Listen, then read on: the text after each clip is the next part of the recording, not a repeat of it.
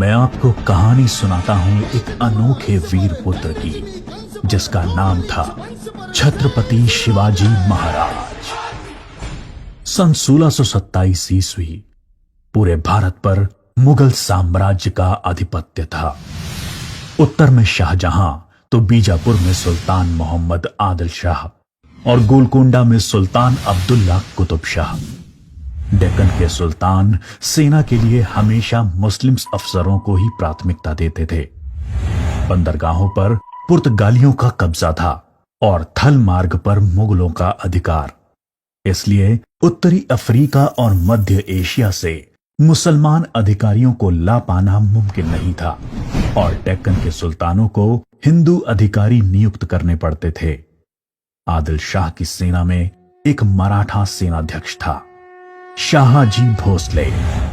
शाहजी सेना में उच्च पद पर आसीन था।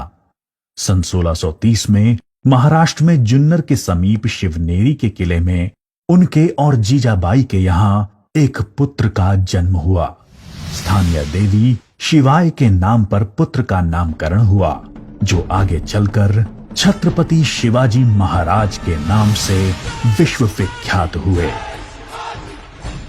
शिवाजी के पिता काफी समय घर से दूर रहे थे, इसलिए बचपन में उनकी देखरेख माता जीजाबाई और गुरु दादोजी कोंडेव ने की। दादोजी ने उन्हें युद्ध कौशल और नीति शास्त्र सिखाया, तो जीजा माता ने हिंदू धार्मिक कथाएं। जब दादोजी का सन 1647 में निधन हुआ, तब उनका यह मानना था कि शिवाजी अपने पिता की ही तरह आदिल शाह की सेना में उच्च पद पर आसीन होंगे, लेकिन विधि को कुछ और ही मंजूर था। सन 1646 के समय भारत में किसी हिंदू शासक का अपना स्वतंत्र राज्य स्थापित कर पाने के लिए इन तीन परिस्थितियों का पूरा होना जरूरी था।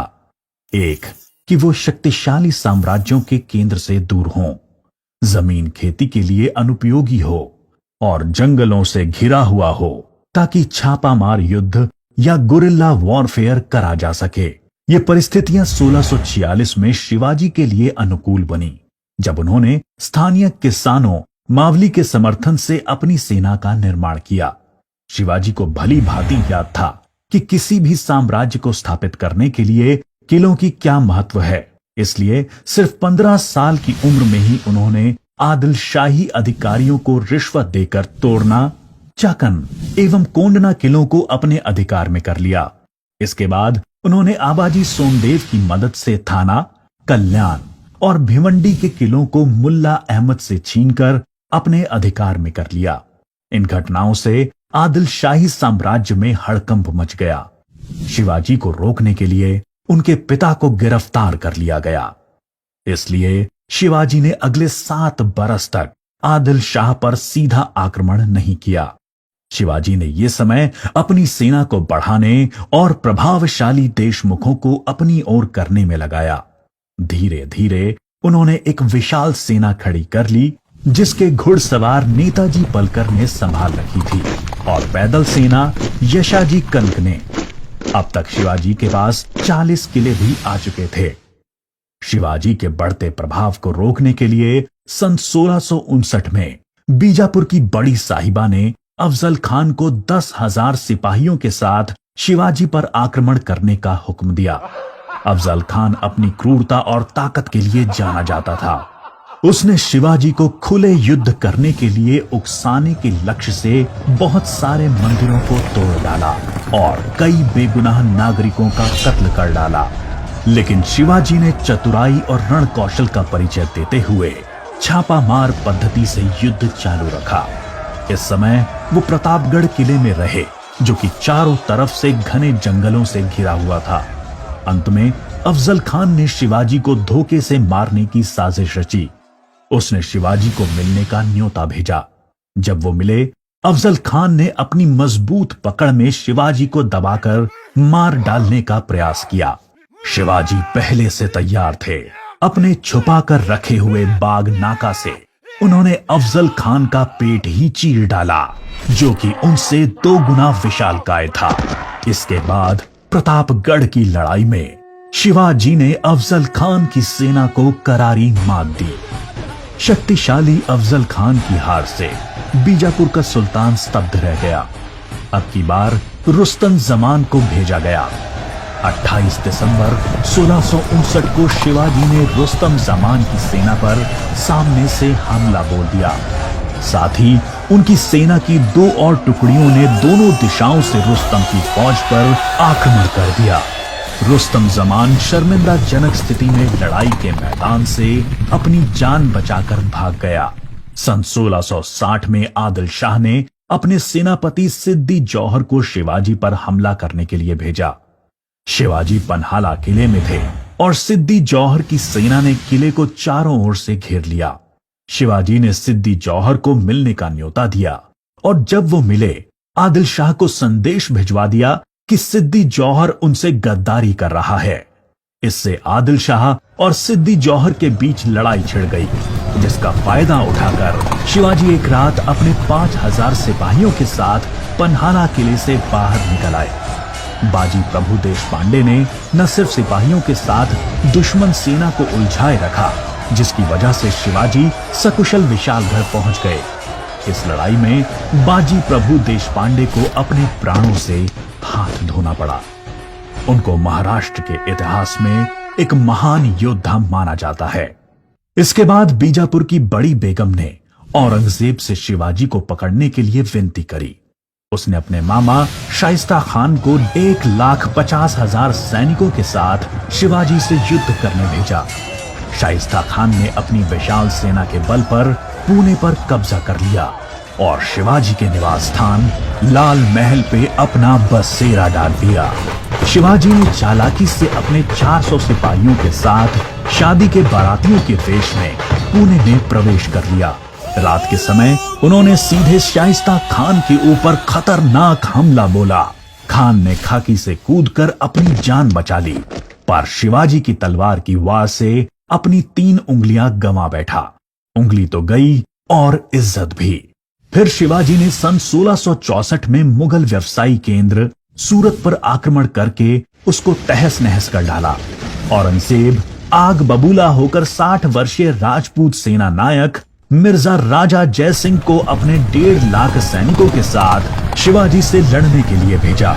इस युद्ध में शिवाजी की हार हुई और उन्हें अपने 23 किले और 4 लाख की मुद्रा हर्जाने के रूप में देनी पड़ी। उन्हें अपने 9 वर्ष के पुत्र संभाजी के साथ आगरा जाना पड़ा। शिवाजी को नियंत्रित रखने के लिए पहले यह तय हुआ कि उन्हें मुगल दरबार में कोई पद दिया जाए, लेकिन औरंगजेब ने उसको बदलकर शिवाजी को घर में कैद करने का आदेश दे दिया। औरंगजेब नहीं जानता था कि यह गलती बहुत महंगी पड़ेगी। शिवाजी ने बीमारी का बहाना बनाया और अपने स्वास्थ्य को ठीक करने के आशीर्वाद के लिए साधु संतों और फकीरों को रोजाना मिठाई और उपहार भेजने की इच्छा जताई।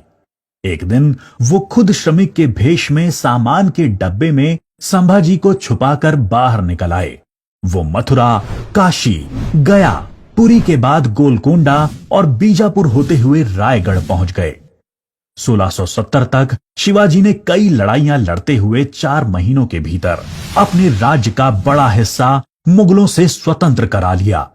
सन 1671 से 1674 तक औरंगजेब ने भरसक प्रयास किया शिवाजी को अपने अधीन करने का, लेकिन वो बुरी तरह से असफल हुआ। उसने अपने उत्तम योद्धाओं जैसे दाऊद खान और मोहब्बत खान को शिवाजी से लड़ने भेजा, लेकिन सबको मुंह की खानी पड़ी। इसके साथ ही सन 1672 में अली आदिल शाह की मृत्यु हो गई और बीजापुर सल्तनत की स्थिति में चला गया।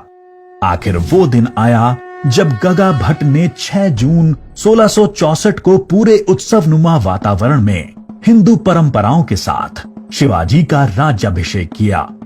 वो मराठा के राजा बने और कई सदियों के अंतराल के बाद हिंदू रीतियों, तिलक, जनेऊ और वेदों के उच्चारण के बीच किसी राजा का राज्याभिषेक संपन्न हुआ। शिवाजी की महानता सिर्फ उनकी बहादुरी और युद्ध कौशल में ही नहीं थी, वो एक योग्य प्रशासक भी थे। उन्होंने धर्म के आधार पर कभी किसी के साथ पक्षपात नहीं किया।